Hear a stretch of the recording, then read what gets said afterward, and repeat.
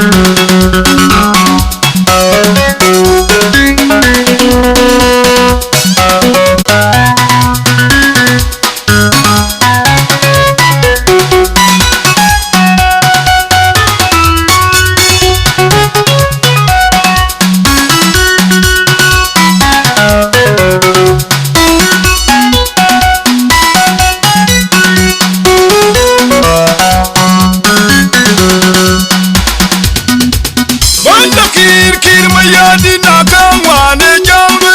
kan ping kir mayad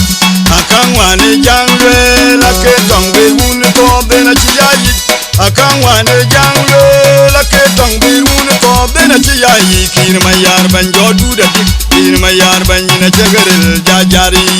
yung chuap e long jin bala bye bye yung chuap e long jin bala bye panda ke jon garang tire yirati tunyire de na yeluit o jon garang choba ger yung chuap e long jin bala bye bye yung chuap e long jin bala bye panda jodu da kir mayadi na jagaril jajari we farwell Antori yung machartay kin kwaye loin kaya loingo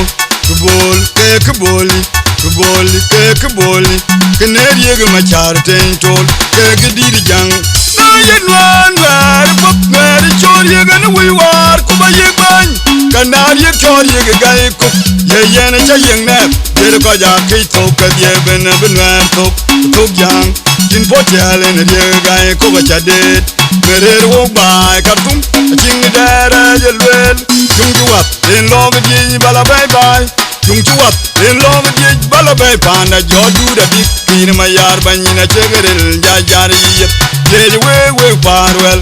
Antor yeg machar tany kin kwaye loin kaya loingo Kuboli Kiner yeg machar tany tol Kek diri jangol Jibana dungol